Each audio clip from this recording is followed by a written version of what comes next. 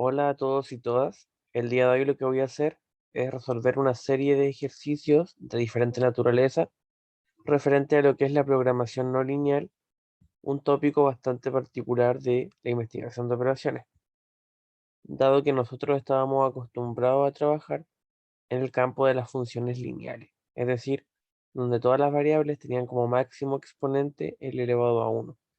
Ahora en la programación no lineal se pueden trabajar, por ejemplo, funciones que tengan variables de decisión elevadas al cuadrado, lo cual representa una complejidad aún mayor al trabajar los problemas de ingeniería. Entonces, el objetivo de este video no es más que explicar, mediante la resolución de ejercicios, algunos de los conceptos fundamentales que se trabajan en la programación no lineal. Todo esto dentro o en el marco, digamos, de la investigación de operaciones. Entonces, sin más preámbulo, el primer problema habla de una empresa que produce dos tipos diferentes de un bien, de un producto, el producto A y el producto B, el bien A o el bien B. Y nos habla de costos de producir X unidades del bien A y Y unidades del bien B. En este sentido, nosotros vemos que esta función de costos varía en dos variables, que son la X y la Y, donde X son las cantidades de unidades que se producen del bien A o del bien tipo A, y Y son la cantidad de unidades que se producen del bien tipo B.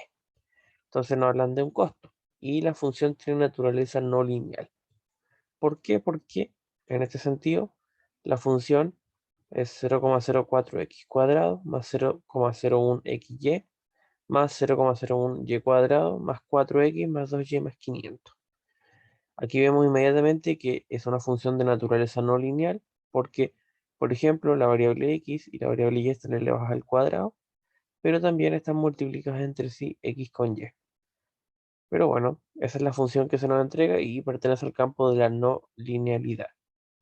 También nos dice que supongamos que el producto A lo venden a 15 euros y el B a 9 euros. Entonces, a partir de esta información, se nos pide hallar qué número de unidades hay que vender de A y B para maximizar el beneficio y cuál es el máximo beneficio. En este sentido, a nosotros nos están hablando de costos de producción de un bien X y de un bien Y, o en realidad de un bien A y de un bien B que se traducen en la variable de decisión X y Y, pero también hablan de un precio de venta. Entonces nosotros tenemos que recordar que cuando nos hablan de, vamos a hacer una especie de resumen, de costos, pero también nos hablan de ventas, nosotros calculamos la función utilidad simplemente como ventas menos costos. Bajo esta premisa fundamental es que nosotros tenemos que actuar considerando entonces una función utilidad, ¿ya? Esta función utilidad simplemente va a estar dada por el componente de ventas, que simplemente viene de considerar 15 por X y 9 por Y directamente del enunciado,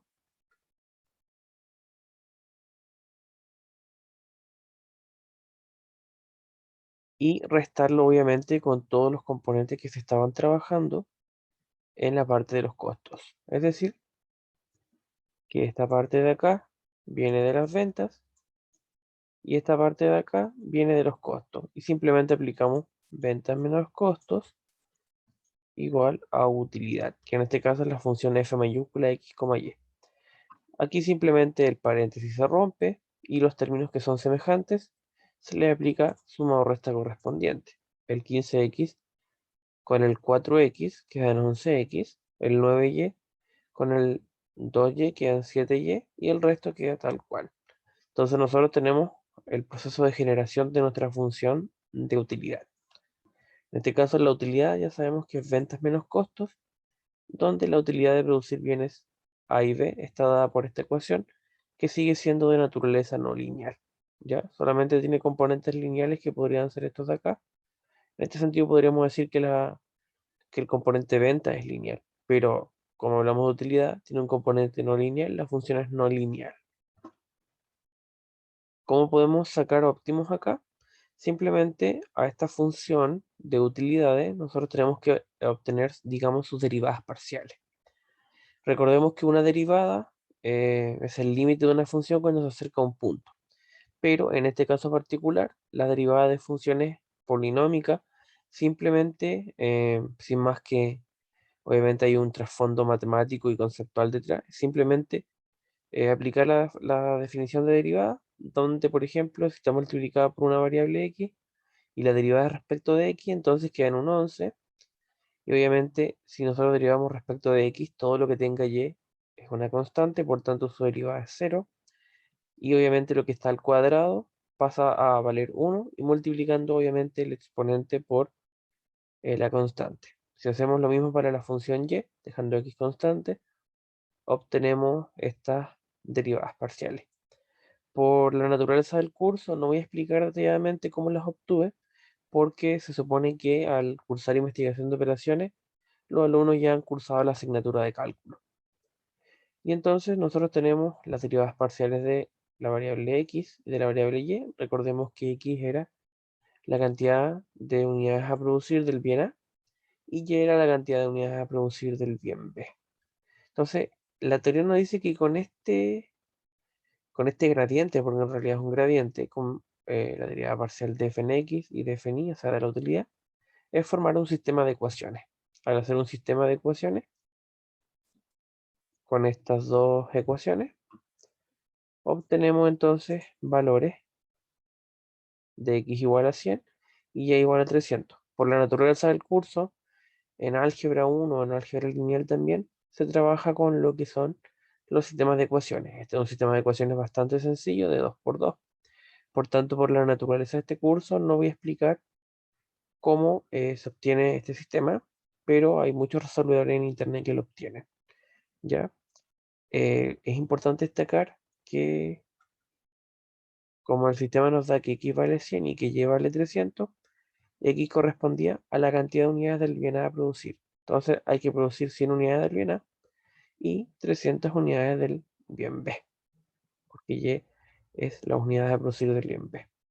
Y justamente esta es la respuesta, 100 y 300, donde al reemplazar el 100 y el 300 en nuestra función de utilidades, obviamente es un reemplazo algebraico, una representación de como un número sin incluso un polinomio es bastante básico. Donde está la x colocamos el 100, donde está la y colocamos el 300. Al hacer todas estas operaciones, nos da que la utilidad máxima es de 1100 euros. Entonces, a modo de resumen, ¿qué hemos hecho en este primer problema? Simplemente leemos un enunciado que nos habla de una función de costos, que ya está dada, pero que no habla de ventas y que tenemos que confeccionar la función, reconociendo entonces que las utilidades son ventas menos costos, aplicando propiedades algebraicas básicas, se llega a una función de utilidad, la cual se maximiza a partir de la definición de las derivadas parciales. Y por lo tanto, ese es el primer problema. Como segundo problema nos dan una función, también no lineal, y nos dicen qué valores tiene que tener una variable k. En realidad la variable k es un número que desconocemos cuál es. Por tanto, nosotros requerimos saber qué valor debe tener ese valor de k para que esta función tenga un punto silla. Entonces, la función es menos x1 al cuadrado más k x2 al cuadrado menos 2k x1 x2 menos 3x1 más 4x2. Y se nos pide entonces generar algún mecanismo para determinar qué valores debe tener k. K se encuentra entrelazado acá y se encuentra entrelazado acá. Entonces, dependiendo de qué valores toma, porque en realidad debería ser una constante, va a ser un punto silla o no. ¿Cómo resolvemos? Simplemente aplicamos derivadas parciales respecto de cada variable y luego la segunda derivada parcial respecto de las variables y luego las derivadas cruzadas. Es decir, la primero derivamos respecto de x2 y después respecto de x1 y así sucesivamente x1 y después x2.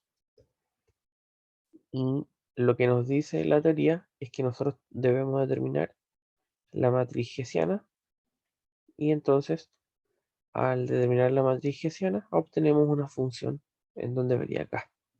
Nos queda menos 4k menos 4k cuadrado. La matriz hessiana simplemente se compone de las derivadas parciales de segundo orden de la misma variable y cruzadas. Entonces esta función, por definición, tiene que ser menor a 0 para que exista un punto silla. Y aquí nosotros resolvemos una inecuación.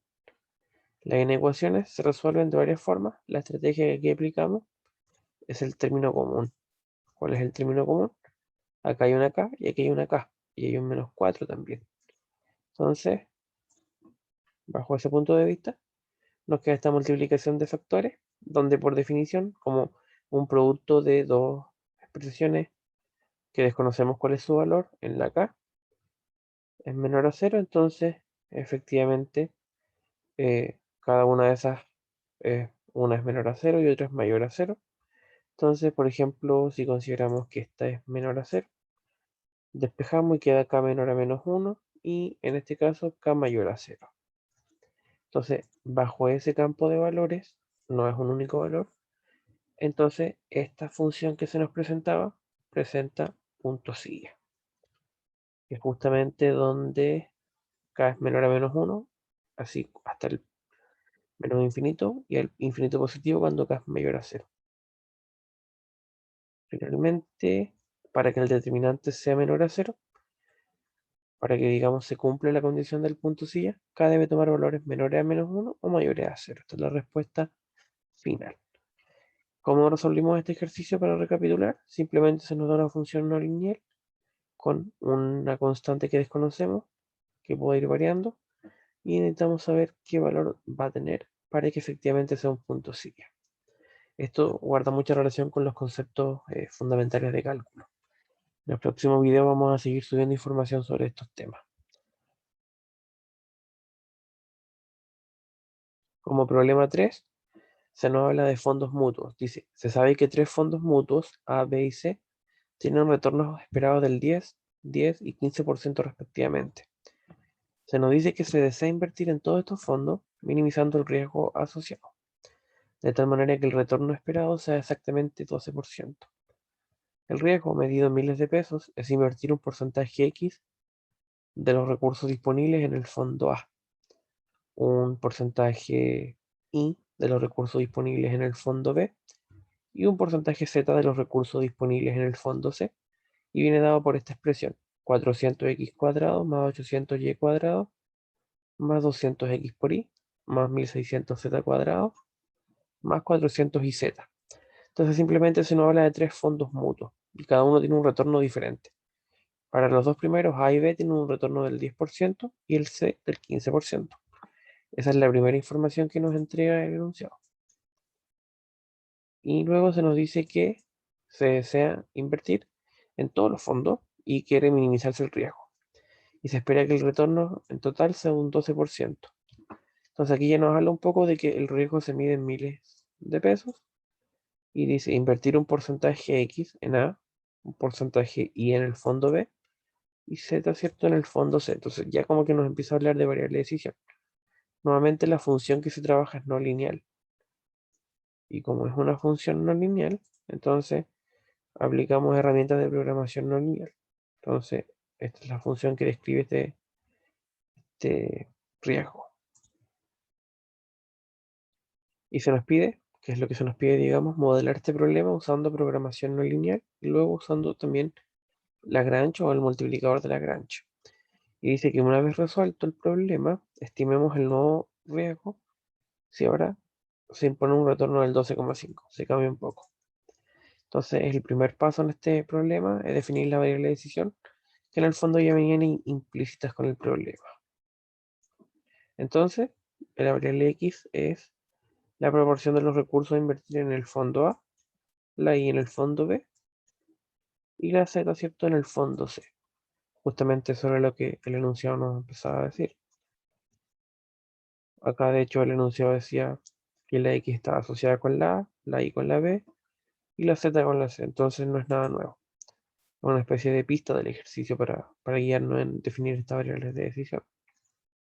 Y obviamente nosotros tenemos una función objetivo, que justamente es la función que nos entrega el enunciado. Y aquí no hay mayor magia. Es una función de minimizar riesgo de inversión. Entonces, aquí nosotros empezamos a tener una restricción. La primera restricción hace referencia al retorno que se espera, que es de un 12%. El enunciado nos dice que se espera un retorno del 12%.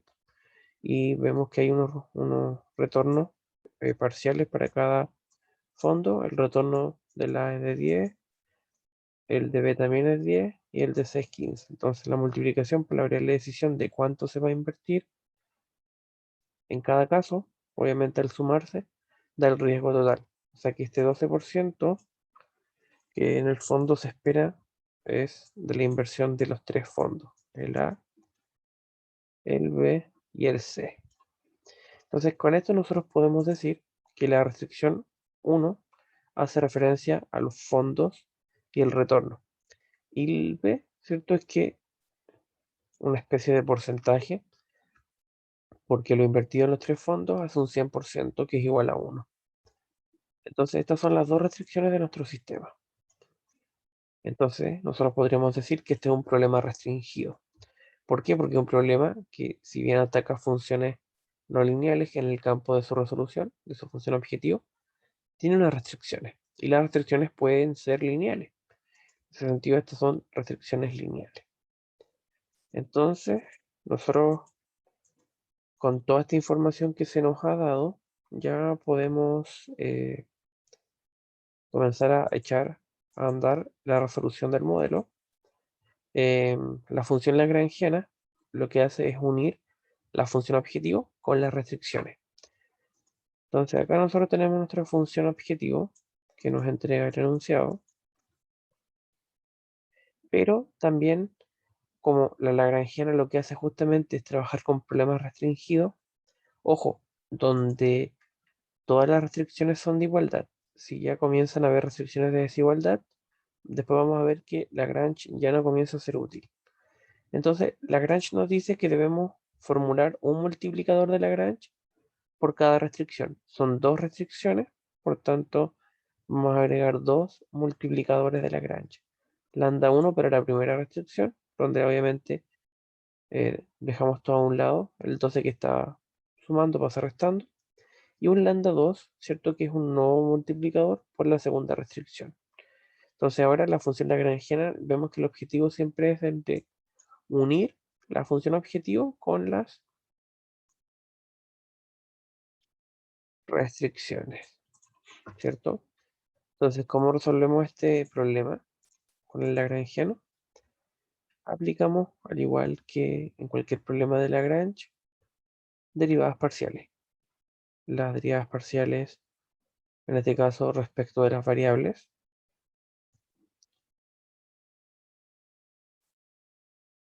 y respecto de los multiplicadores.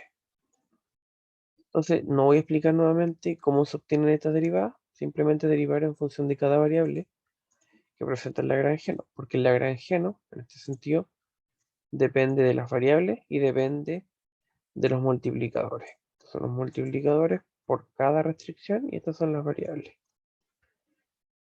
Entonces, al hacer tu derivada, tendría que llegar a este resultado.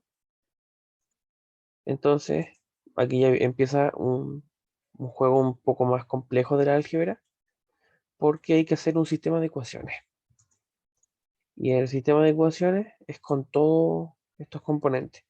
Entonces son 5 variables, porque al final los multiplicadores también actúan como variables, y 5 ecuaciones. Entonces, la estrategia siempre es, por ejemplo, ir atacando una con otra, después atacar otra con otra, ¿cierto? Y el resultado que se obtiene, a juntarlo en otra ecuación. Entonces, dependiendo de las diferentes estrategias que se vayan tomando, se tendría que llegar a una respuesta numérica. Esa respuesta numérica nos dice que x es 0,5, que y es 0,1, que z es 0,4, que lambda 1 es 180 y que lambda 2 es menos 1380. Entonces aquí por donde son las variables, los multiplicadores fueron herramientas auxiliares para obtener los resultados. Después vamos a ver igual en otros videos que los multiplicadores representan algo importante para el estudio de las funciones. Pero de todas formas, estos son los resultados que esperábamos. X igual a 0,5, Y igual a 0,1 y Z igual a 0,4. Entonces, si nosotros hacemos ese reemplazo en la función objetivo, simplemente obtenemos que el retorno es de 390.000 pesos. Ese es el retorno con las características del sistema, con el retorno del 12% que se espera obtener. Ahora se nos dice que si en vez de que sea un 12, va a ser un 12,5%, entonces simplemente el 0,5 lo multiplicamos por 180.000, eso nos da 90.000, ¿cierto? Y entonces ahora la nueva función objetivo está dada por, o nuevo riesgo, digamos, está dado por el óptimo anterior más 90.000. Entonces, esa es la respuesta final. El problema 4 nos habla de una función no lineal. Es un problema de programación no lineal de una función x1 partido x2 más 1, sujeto a restricciones, x2 menos x1 más 2 mayor o igual a 0, x1 mayor o igual a 0, x2 mayor o igual a 0. En este sentido, nosotros hablamos de que programación lineal, no lineal, digamos, puede tener problemas no restringidos, que simplemente es la función no lineal, problema restringido, que es donde hay restricciones. Pero pueden haber dos tipos de restricciones, donde todas son de igualdad, se aplica el multiplicador de Lagrange. Pero cuando hay de desigualdad, se empieza a aplicar las condiciones de Karushka-Tucker o de KKT, donde hay un nuevo algoritmo matemático para poder resolver este problema cuando hay desigualdades en las restricciones. Entonces, en las condiciones de KKT dice que primero tenemos que calcular la derivada parcial respecto de la primera variable, después de la segunda variable. Luego tenemos que a esa restricción multiplicarla por la variable y hacerla en igualdad. Es decir, si nosotros teníamos que la primera derivada respecto de x1 tenía que ser menor o igual a 0, en la tercera restricción va a ser este mismo componente, pero lo multiplicamos por la variable x1, que es su variable, que es la derivada, es la variable respecto de la que se hizo la derivada, y en vez de colocarlo en menor o igual, se le coloca un igual. Entonces, en la segunda restricción, o la segunda condición era la derivada parcial del lagrangiano respecto de x2, y nos daba menor o igual a 0. Por tanto, la restricción 4 es lo mismo, este componente de acá, pero en vez de menor o igual, se le coloca un igual y se le multiplica por la variable a la que se le hizo la derivada, por x2. Entonces, las primeras 4 restricciones responden a la derivada parcial de cada variable, primero con desigualdad y luego con igualdad multiplicado por la variable. Después en la restricción número 5 y número 6 hablamos también de derivar respecto de las variables y hacer la condición específica. 7, 8 y 9 son no negatividad. Entonces nosotros aquí tenemos las condiciones de Karushka-Tucker o de KKT, donde justamente se obtuvieron ciertas las condiciones para poder hacer los cálculos necesarios. Luego el óptimo se puede encontrar simplemente al trabajar las ecuaciones. Entonces, si nosotros, por ejemplo, hacemos las ecuaciones 7, 8 y 9, lambda 2 es igual a 0 y lambda es distinto de 0. Perdón, x2 es igual a 0 y lambda es distinto de 0. Entonces, si lambda es diferente de 0, en la ecuación 6 nos va a quedar de esta manera: x1 menos x2 menos 2 igual a 0. Pero como x2 ya dijimos que es 0, entonces x1 va a valer 2. Luego x1 es diferente de 0, entonces lambda va a ser 0. Entonces una solución, por ejemplo, es x1 igual a 2, x2 igual a 0 y lambda igual a 0.